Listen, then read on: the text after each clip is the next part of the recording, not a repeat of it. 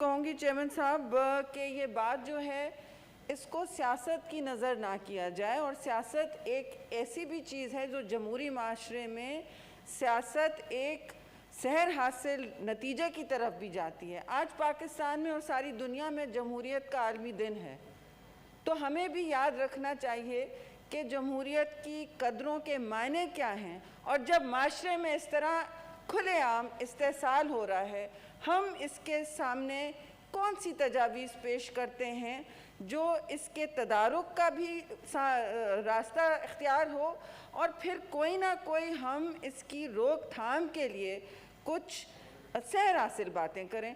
मैं दो चीज़ें सिर्फ पूछूंगी क्योंकि बहुत अहम और मैं समझती हूँ पावरफुल तकरीर हुई है, मैं उससे आगे नहीं जाना चाहती, लेकिन ये ज़रूर पूछूंगी कि बार बार इन ऐवानों में इस तरह के केसेस की बात होती है, बच्चों के साथ ज़्यादती, ख़वातीन के साथ रेप, अब ये गैंग रेप है। सबसे पहले तो मैं कहूँगी लोगों को कि आप इसे मोटरवे सानिहा या इंसिडेंट कहना बंद करें। ये इंसिडेंट नहीं है, ये एक जानबूझकर एक खातून, मासूम खातून के साथ किया गया है, और ये गैंग रेप है। इसका एक ही नाम है, ये इंसिडेंट नहीं है। ये कोई ऐसे ही उठ के नहीं हुआ जैसे उस CCPO ने कहा है। ये मैं ज़रूर पूछूंगी सवाल फिर कि कैसे उसको अलाउ किया गया। 3 दिन मिनिस्टर्स उसकी बैकिंग करते रहे। अफसोस से शॉक, सारा मुल्क शॉक में था, पूरा पाकिस्तान इसके खिलाफ खड़ा हो गया कि CCPO कहते रहे कि वो क्यों रात को बाहर गई थी, क्यों उसने पेट्रोल नहीं डलाया। पेट्रोल तो वैसे भी सबको डलाना चाहता है, और हम सब सोचते हैं रात को वैसे भी बाहर जाते हुए, लेकिन ये सब शहरियों पर सवाल करने का ये मौका नहीं था, ख़ास तौर से एक खातून जिसके साथ गैंग रेप हुआ है। तो ये कौन होते हैं ये सवाल करने वाले, जिनका काम तहफ़्फ़ुज़ फराहम करना है? इन्होंने इतना ख़तरनाक पैगाम दिया है ख़वातीन को। पाकिस्तान के मजलूम को उन्होंने ये, और मैं इसमें ये ज़रूर कहूँगी, मैं अपने आप को मजलूम नहीं समझती, हमसे बहुत और मजलूम लोग हैं, लेकिन पाकिस्तान के मजलूम का तहफ़्फ़ुज़ हमारा भी फ़र्ज़ है, और इन अहलकारों का जिन्होंने ये सवाल बार बार पूछा और उसको थपकी दी गई, उसको शाबाशी की थपकी दी गई, और कहा गया कि हम कुछ नहीं कर सकते। और ये ख़तरनाक पैगाम क्या था कि ख़वातीन, बच्चे, मजलूम इस पाकिस्तान में, आज के नए पाकिस्तान में तहफ़्फ़ुज़ के हकदार नहीं हैं। मैसेज और पैगाम ये था। ये ना हमारा काम है किसी को तहफ़्फ़ुज़ देना। You are on your own. नए पाकिस्तान में, अच्छा ज़ाहिर साहब मैं आपकी तकरीर सुनती हूँ, आप भी सुने। ऑन योर ओन, आप खुद अपना तहफ़्फ़ुज़ फरा। अब ठीक है, हम समझते हैं माशरे में बहुत ऐसे जराइम होते हैं जिनका कोई रोक नहीं सकता, सिंध में भी हुआ, हर जगह हुआ, लेकिन इस तरह की बात नहीं हुई, और ये ठीक नहीं है। जब जुर्म होता है इस तरह का तो उसकी सज़ा और जज़ा की बात की जाती है, उसके खिलाफ जो तहकीकात की जा रही हैं उसकी बात की जाती है।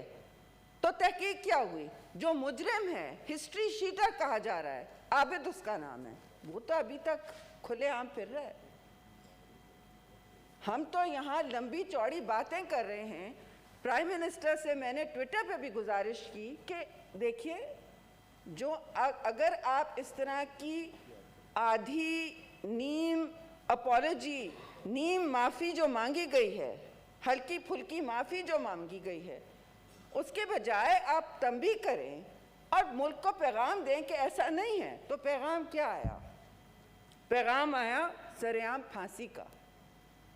जब मैं आपको ये भी बताती चलूँ कि रेप के लिए वैसे ही फांसी का जुर्म है, आपके पेनल्टीज़ में मौजूद है। मेरी पार्टी कम अज़ कम, शुक्रिया चेयरमैन साहब, जो मुजरिमाना गफलत को तहफ़्फ़ुज़ दिया जा रहा है इस वक्त, उसका कोई डिस्कशन नहीं हो रहा यहाँ।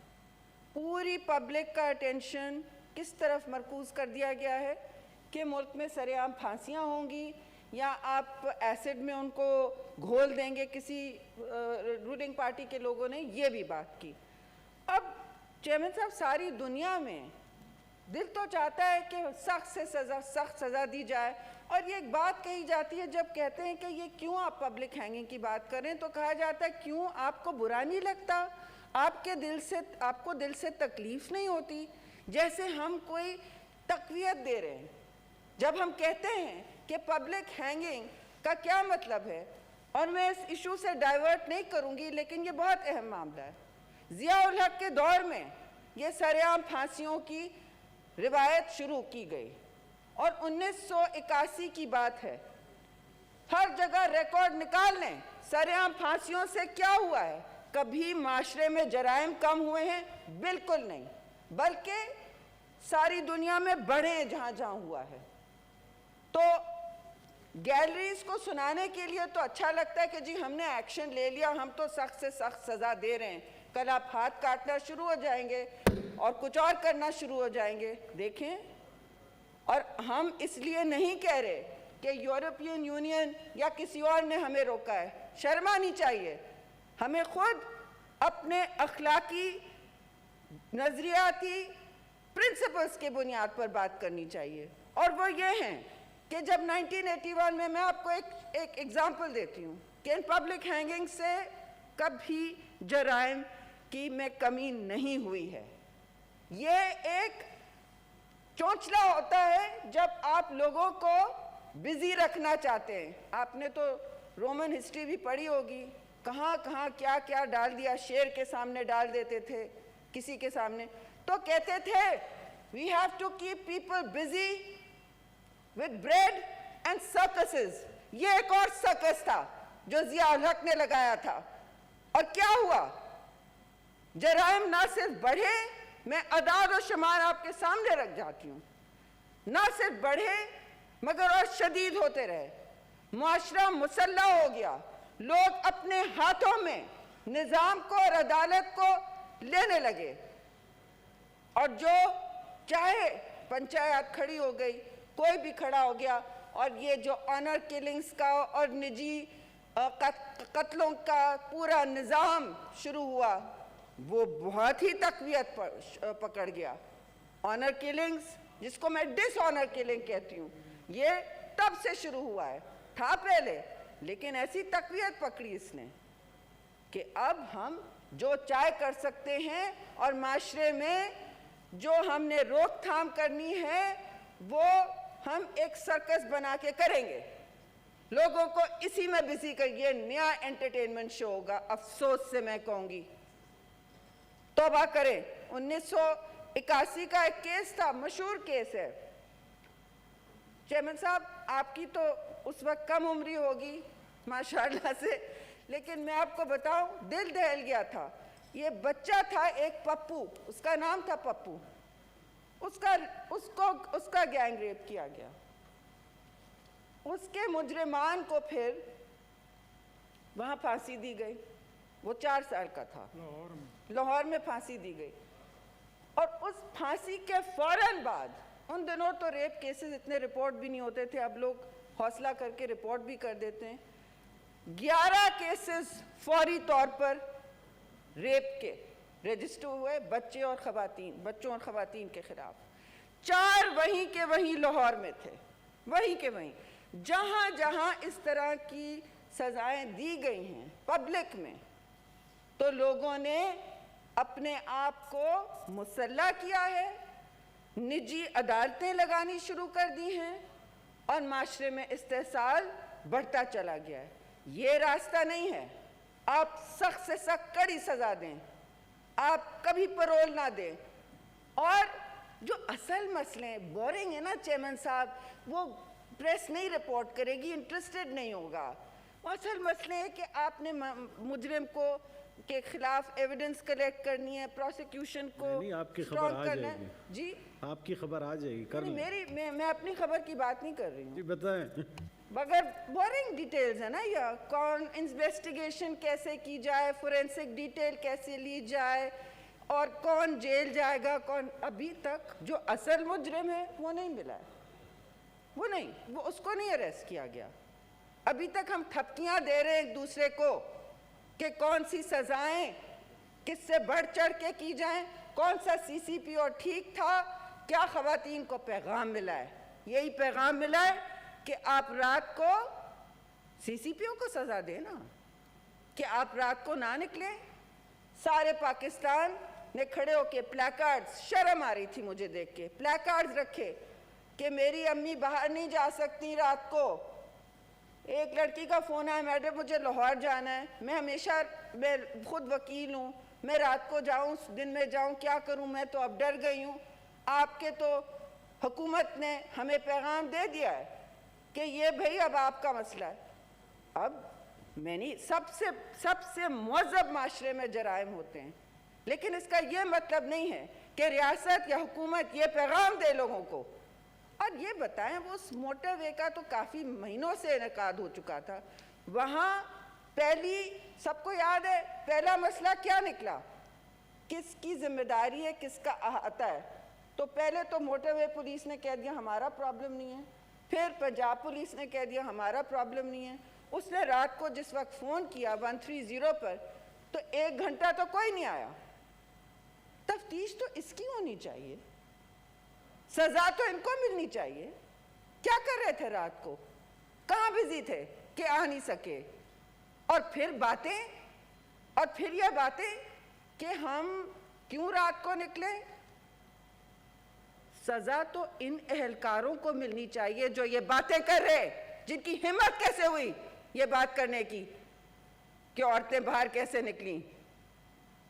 इनकी क्यों नहीं बात हो रही है, और इनसे क्यों नहीं सवाल हुकूमत पूछ रही है, किसका तहफ़्फ़ुज़ है इनको।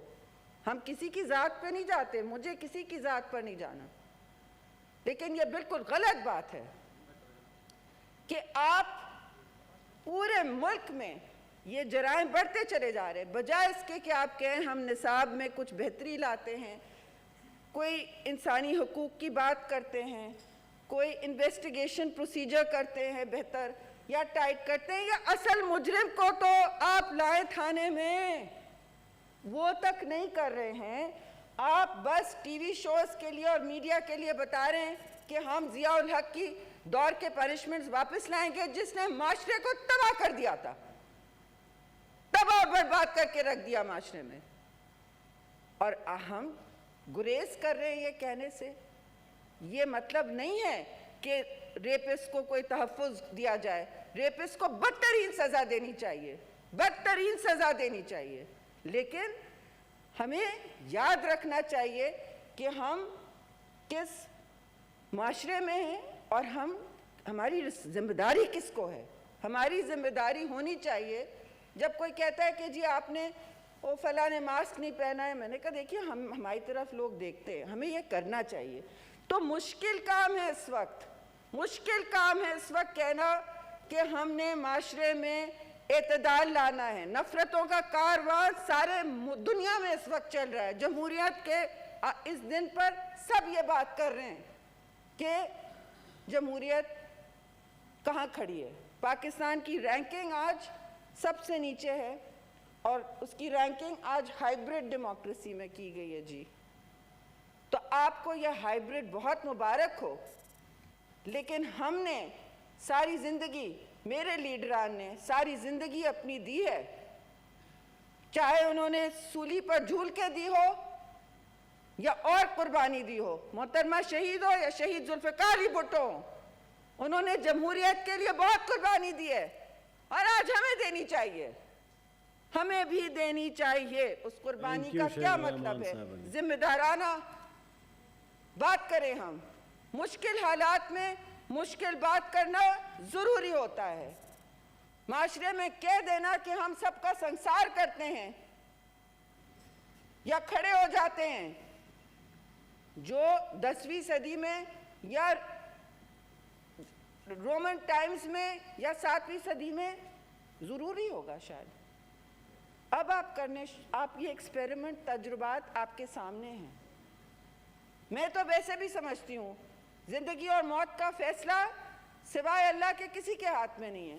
गलती किसी भी मुनसिफ से हो सकती है और बहुत सारे डेथ सेंटेंसेस ऐसे गए हैं जो बाद में पता लगा वो गलत हैंगिंग हुई है, वो गलत डेथ पेनल्टी की गई है। दुनिया में पता है, टेक्सास में हो चुका है, कैलिफोर्निया में तो नहीं है, बट टेक्सास में बहुत सारे ममालिक में ये हो चुका है।